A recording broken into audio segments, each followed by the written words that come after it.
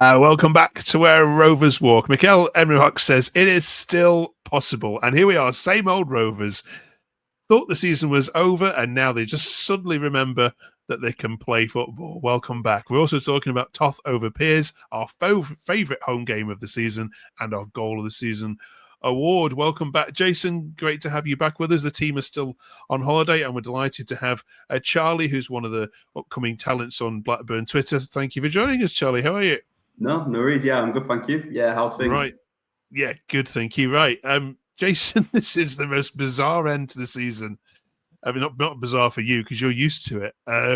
Here we are again, Rovers suddenly remembering that they can play football and actually still in with a squeak. I mean, it's the slimmest squeak, but is it possible that they could it's land the most themselves? Rovers end to a season is what it is. It's just what we do. We balls it up after January, and then the last 4 or 5 games this season, we seem to just about do enough to pique the fans' interest again, and this is what they do. Everyone's losing the will to live with Rovers, and then now they're on a bit of a run. We're all getting carried away. I've actually done the maths and everything. I was sat there with my paper and my pen this afternoon thinking, right, what needs to happen? But no, to be fair, Coventry's got a tough game away at Luton. You know, coming up, we've got a winnable game at home to Watford. Yeah. If we can go into that last game 1 point, we all know how many twists and turns are in the last game of the season. Well, do you know what? Crazier things happen. Let's run through it, shall we, briefly then? So you need to beat Watford and Sheffield United. That's absolutely for certain. And Sheffield United will be heading into the playoffs. They're going to rest players. They're not going to put a strong side. We need Swansea to beat Millwall this weekend, which is definitely possible. We need Luton to beat Coventry, which, as you said, is definitely possible. And then we need Coventry and Borough to draw on the final day. And all think that is possible, except for Middlesbrough play Norwich this weekend, and they are awful. That's the only points away. It's the only sticking thought in this plan. But I mean, Charlie, do you still believe, or are you just like given up? I've sort of given up, but then these past 3 games, like you said, it just piques my interest at the worst possible time. It's always a case of too little, too late. Like players coming into good form at the end of the season. Like you've got Cantwell, who's coming good again. I know he missed today. Dolan, been really good since Ismail came in. It's just, I think we have left it a little bit too late. But yeah, it's good signs for next season. Obviously, depending on if we keep the players. But no, I think a bit too far of a stretch this season, I think. Yeah, I think you've got to go back to the... Sorry, but I think you've got to go back to the run against when we played the teams around the bottom of the league. Yeah. That 4 games, I think, is what's done it for us. To not take any points from teams in and around that area is... I think it's doable, but it's highly unlikely, let's be honest. And it's our own fault that it's unlikely. Yeah. Let's have a look at some social media takes on me. Adam says, great win, but imagine if we hadn't choked between January and the beginning of April. Even if we had been average, we would easily be in the top 6. A golden opportunity wasted. It's so frustrating when we put in a performance like the past 3. I mean, some were saying, Charlie, it was a bit of a smash and grab at Sunderland today. Would you agree with that based on what you watched?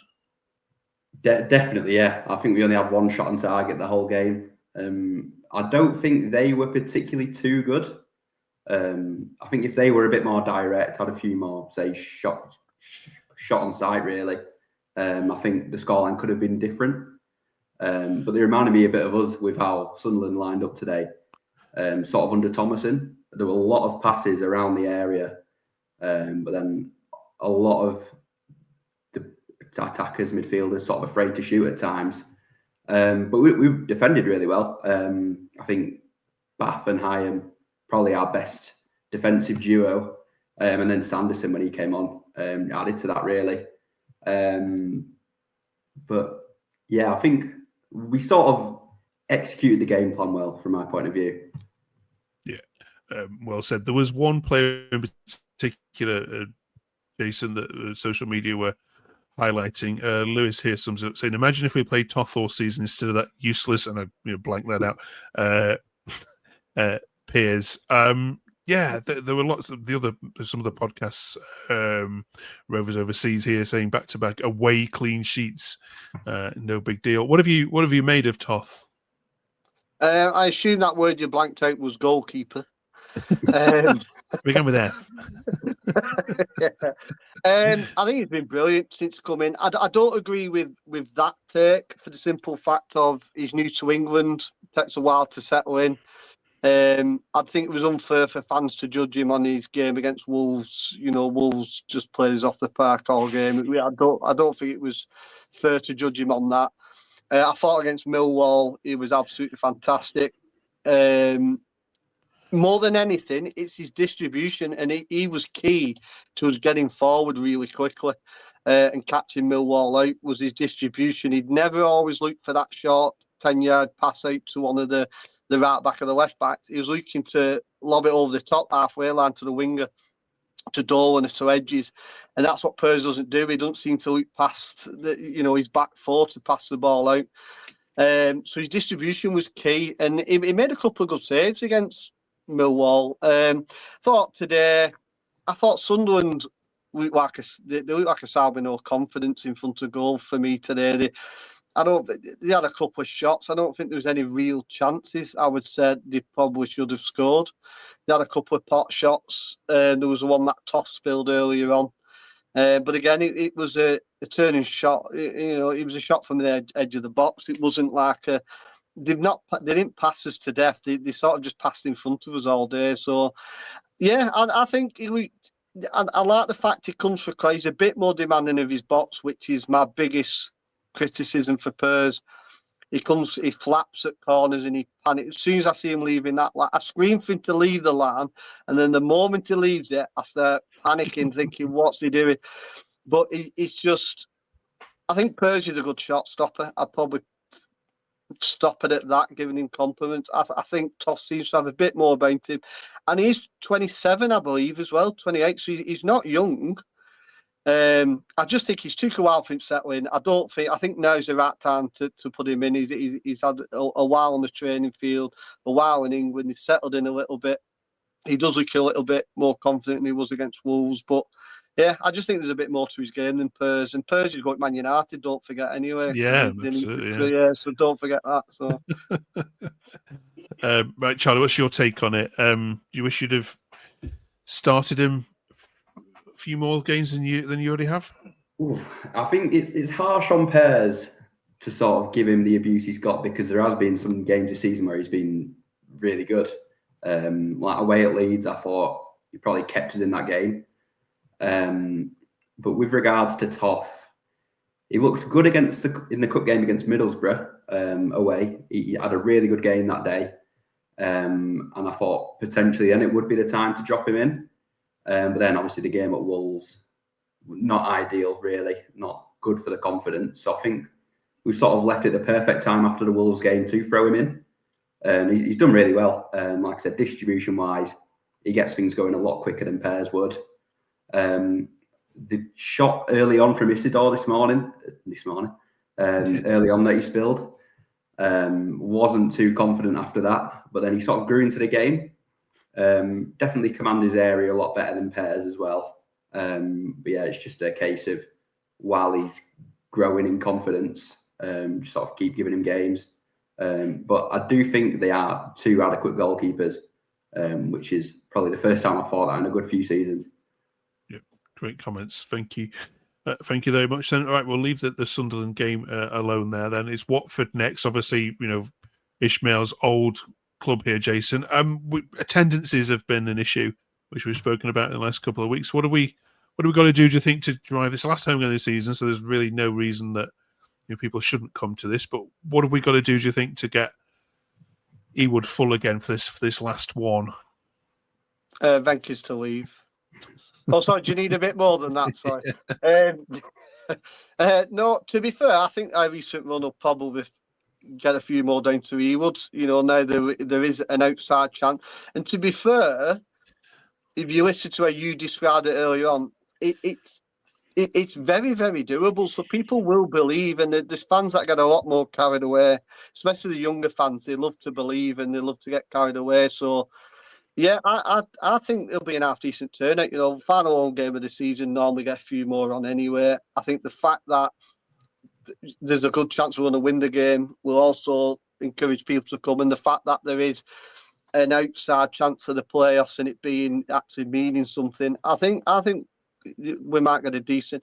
I don't think it's going to be anywhere near the 20k mark like for the big games this season, but I think we'll get more than we've got on recently, a few extra thousand. But I think it's been going on for a long time, these stay away fans, and I understand the reasons they do it. I've nothing against them for doing it.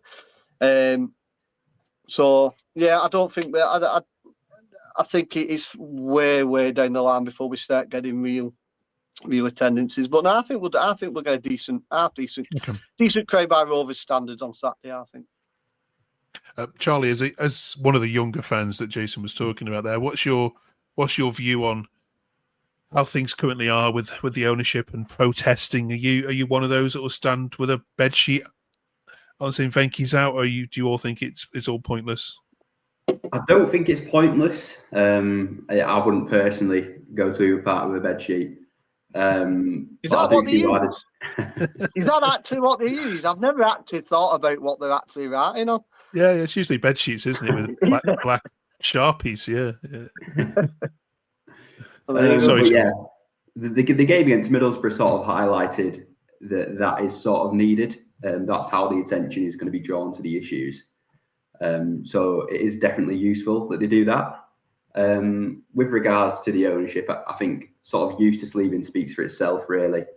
He wasn't impressed with the January window, and I don't think many fans particularly were. I think if you take Dennis out of the equation and maybe Carbo, there wasn't a lot of sort of motivational signings for the fans to get excited about. And that's been the case for, say, 3 or 4 seasons now in January. So I think that's sort of where our season always tails off as well. So there's definitely adds up with regards to how we recruit in January as to how we perform. But yeah, I'm trying to stay away for as long as I can. Obviously, with the results past 3, it's making it a bit more difficult. But I'm going to try and stick to my guns because I think there was a rumour that the Venkies weren't happy with Waggett due to the season ticket sales. So I think if they continue to be unhappy, then obviously there's more of a chance that these board members will go. Okay. All right. Thanks for that, Charlie. Finally, then this week, we're looking, of course, to the final home game, as we've already mentioned. So we're asking you for your favourite home game this season, or your home memory, or anything that's happened at Ewood, which has been remarkably entertaining. Jason, what's been your favourite one of the 22 you've been to? It's got to be Leeds. I have 3 brothers who are Leeds fans, so there's a big family rivalry there. But not only that, I thought the performance we more than matched Leeds, and you look where they are now. We knew they were going to be sort of where they are now in the league. I know we won the penalty, but we created plenty of chances that game. It was the old performance on the whole, and it's good to beat a team up there. We knew Burnley were going to be up there, and we just can't get a result against them at home at the moment. So big win. It was a big win. It was a big statement to where we were at the time. And obviously, give me bragging rights on my brothers. So I'm going to go for Leeds at home 1-0. Charlie? I'd go Derby, first game of the season. 1-4-1. Sort of a showcase, really, of the recruitment we did in the summer. So we saw sort of the best of Gay that day, Ohashi and Wyman as well, all making their debuts and all having very good debuts. And that sort of coming off the back of a very poor season. I think it was sort of the perfect way to start. Obviously, we conceded, I think that was around the 65th minute, I want to say, just after we made the triple sub. And then I think in the space of the next 20 minutes, I think, did all 3 subs score or 2 out of 3? All 3, I think. Yeah. So it just sort of showed sort of how far we came in that summer period, how we transitioned. I thought it sort of set the season up well for us there. Boom. Right then, finally, we're asking, and help us out with this in the comments, for your goal of the season. What's been your favourite one? I think I know which way this is going to go, but let's see if I'm right. Charlie, kick this one off. Yeah, it has to be Wyman at Burnley. Sort of the first goal we scored against him in 10, 11 years, I think. Absolute wonder goal as well. I think the best angle is the one from behind the goal in the Burnley end, where they all thought it was going over. They give it the old ways, and then next second it's all hand on heads. Bill, Jason? Yeah, I've got to agree for obvious reasons that I'm just going to get backlash if I don't. But I am going to give a mention to Tronstad's second goal against Millwall. First time he scored 2 goals in a game since 2021. It meant the world to him, and the team. It showed Toff running the length of the pitch just to celebrate with him. But it was a good hit. So I've been screaming all season. Me and my lads been sat in that stand all season saying, Tronstad screamer, he's going in the Blackburn end this season, and we finally got one. Brilliant. So yeah, it's. I just want him to score a couple of volleys, like 2 guys that can start comparing him a little bit to the lower level. But mention that name in the same breath. Yeah. But yeah, it's got to be the Varman goal though, hasn't it? Let's be honest. Okay. Brilliant. Right. I can't let this pod go without mentioning the results from today. Burnley and Leeds promoted. I mean, as much as they're your hated rivals, is that the right results, do you think, in terms of the best 2 teams that we have in this league? Jason?